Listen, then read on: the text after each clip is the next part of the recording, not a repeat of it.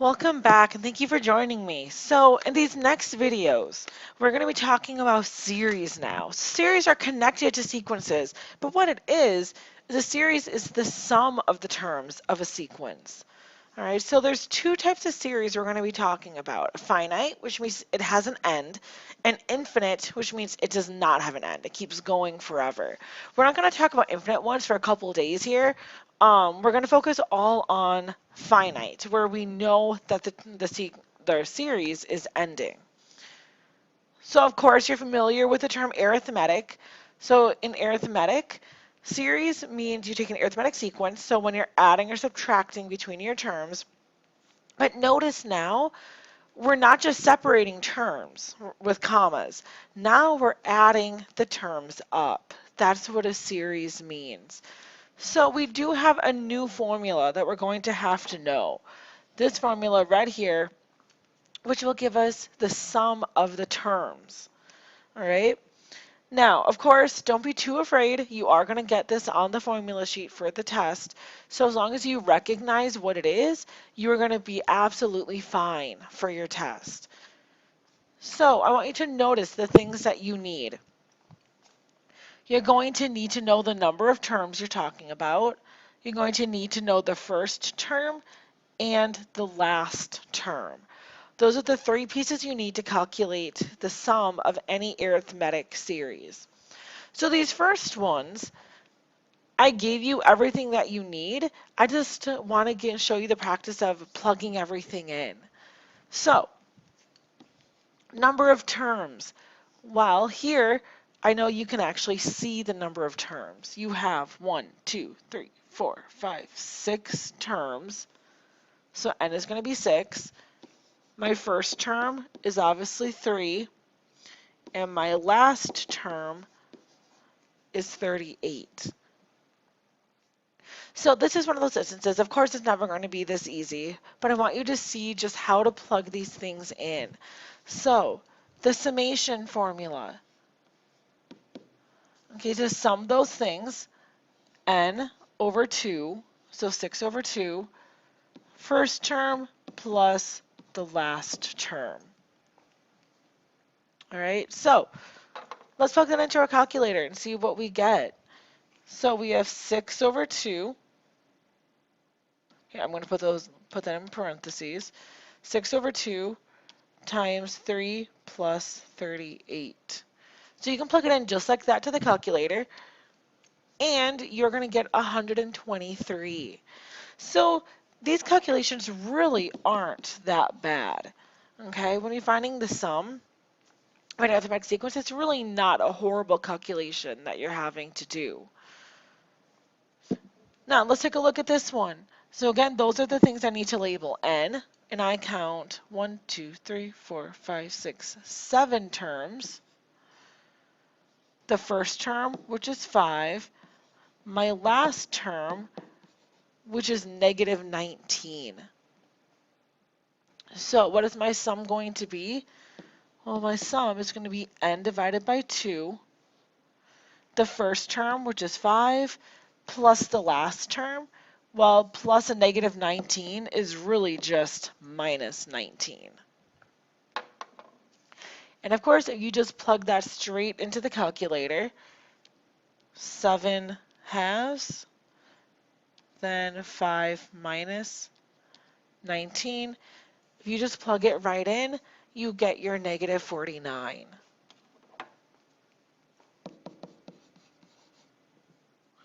So that's what it looks like to plug it in. You know the three things you're looking for, just do it. Well, of course, just like when we were dealing with sequences, there are going to be instances where you don't know exactly what you need. So the first thing that I recommend is identify the information that you know and determine what you're missing. Then remember, the go-to place is our explicit formula, which I've re-put up there. You can use the explicit formula to find whatever it is that you're missing. And then plug that information into the summation formula. All right, so let's remember the three things that we need. We need n, a1 and a to the n, or an. So no matter what, those are the three things we need for the summation to calculate the sum. Well, here I know my first term is 4. I know my last term is 99, but I don't know the number of terms. Okay, that's something that's not given to me. So that's what I'm going to focus on obtaining using the explicit formula. Okay, now there is one other piece of information that I know. Even though I don't need it for the summation formula, I do know that between terms, I'm adding 5 each time. Okay, now that's going to be important because in order to use the explicit formula, that's what I'm going to need.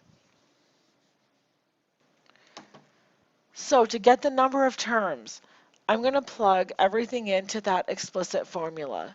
So my future term is equal to my first term plus n minus 1, which I don't know what that is, times d. So I'm going to use this explicit formula so I can find n, and then I'll have everything I need for the summation. So first I'm going to subtract off that 4, okay, just so it's out of my way. And I'm going to distribute that to get 5n minus 5. I'm going to add this 5 over, so 100 equals 5n. Divide by 5, so n is going to equal 20. So that's the last bit of information that I needed. Now I have the 3 things, so I can find the summation. So now I transition to using that summation formula. Number of terms divided by 2, first term plus last term. All right, so let's go plug all of that in. 20 divided by 2, first term plus last term. Oh, there we go. That's going to give me 1,030. Oh. And there's my answer. All right, let's try the next one. So the 3 big pieces of information I need are those: n, a1, and an. I see a1 is 30. I see my last term is negative 26, but I don't know what n is, okay? So I need to go and I need to find n using the explicit formula, okay? Remember, that is your go-to place for any missing information. Use that explicit formula. Now, in order to do that, I do actually need to know d. So here, what am I doing? I'm subtracting 7 each time. So let's use the explicit formula to find n. So my future term, so that negative 26 is going to equal my first term plus n minus 1, and n is what I'm looking for, times negative 7. All right, so I'm going to subtract that 30 over, so negative 26 minus 30 is going to give me a negative 56, and I'm going to distribute that negative 7.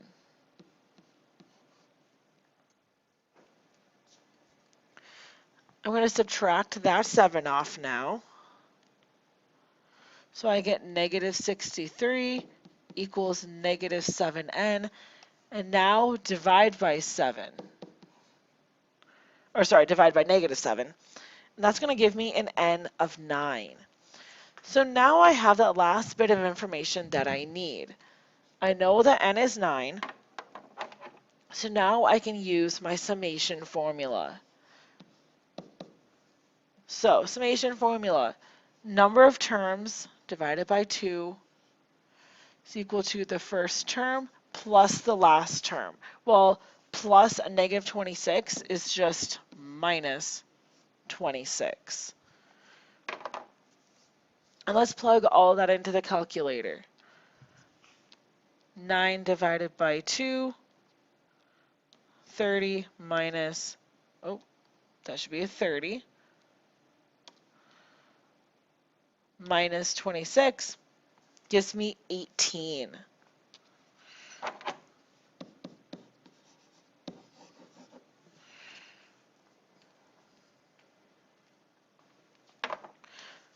All right, so let's keep moving right along. So now I'm being given different pieces of information.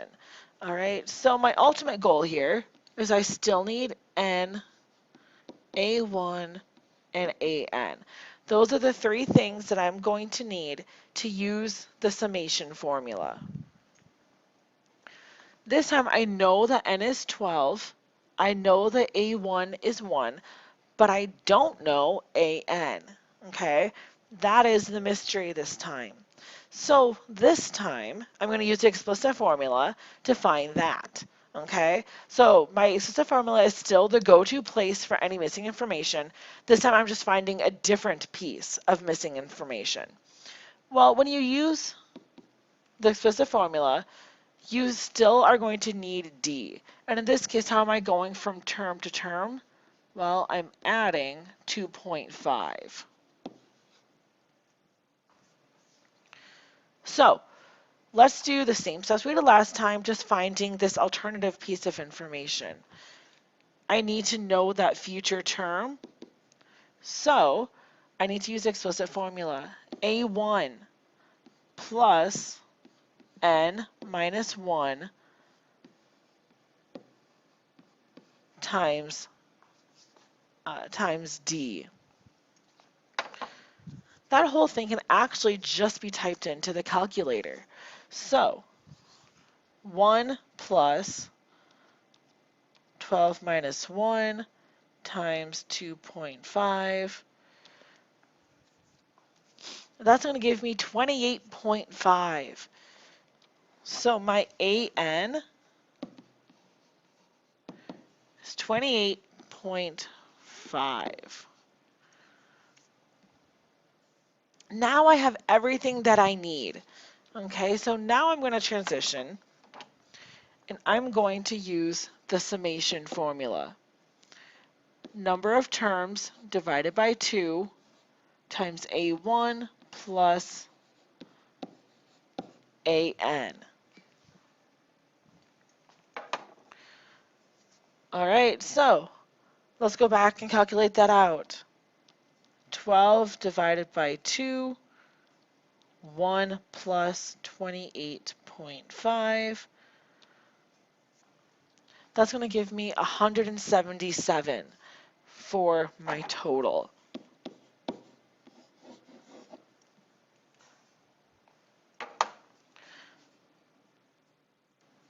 And let's try this last one on the page. So the pieces of information we're looking for are the same. Looking at that summation formula, those are the three things I need to be able to plug in.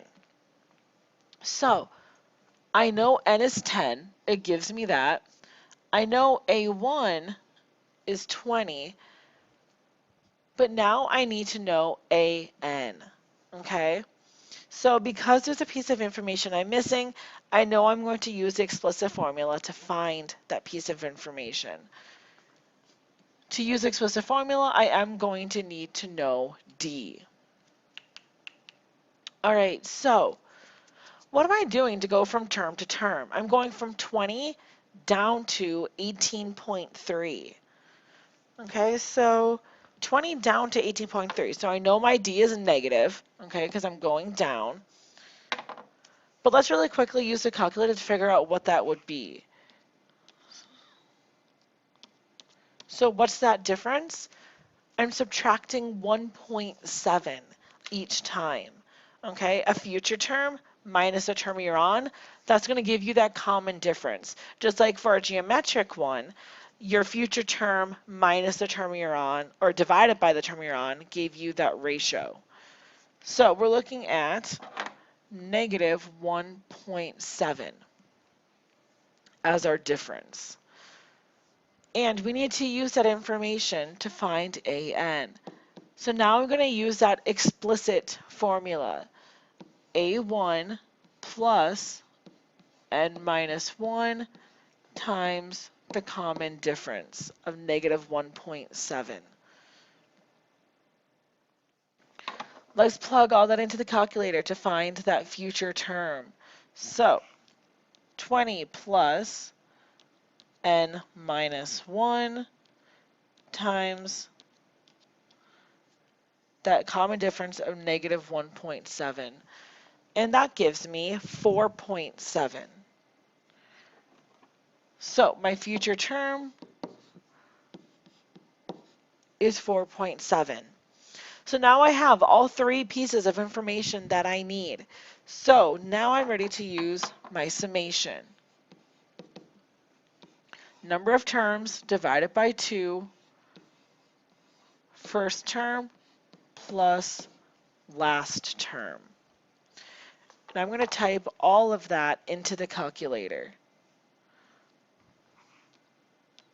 10 divided by 2 times 20 plus 4.7, 123.5.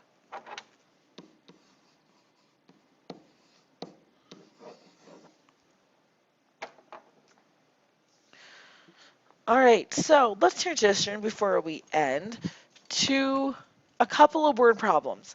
So taking this a little bit deeper. What is the sum of the even integers from 2 to 100? All right.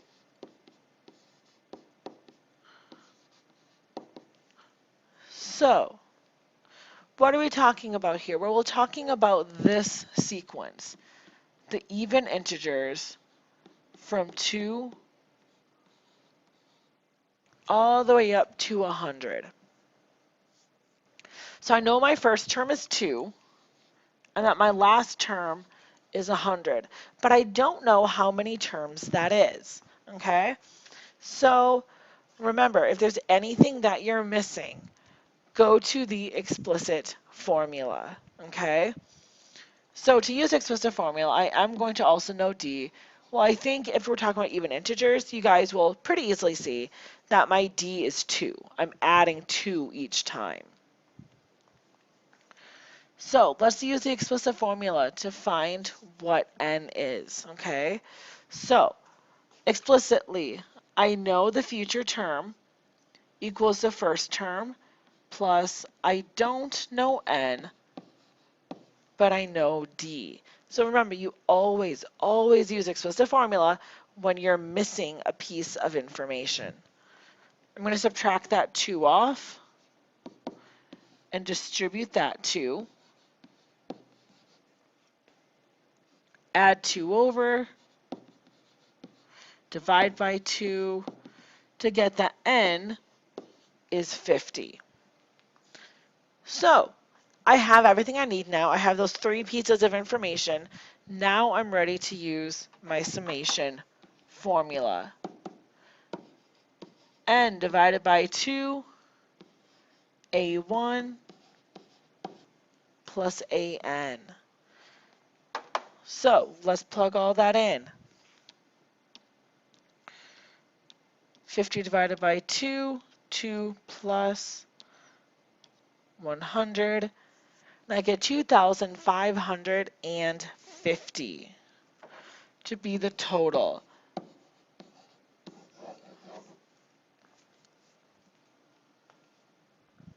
All right, so one more problem and then we will be done. A company pays a $10,000 bonus to salespeople at the end of their first 50 weeks. If they make 10 sales their first week, then improve their sales by 2 each week thereafter. One salesperson qualified for the bonus with the minimum possible number of sales. How many sales did the person make in week 50? Then how many did they make in throughout all the 50 weeks. So how many did they make in week 50? Okay, so first let's think what this sequence looks like before we start diving in too deep. So they're supposed to make 10 their first week, and then increase by 2 every week within the first 50 weeks, okay?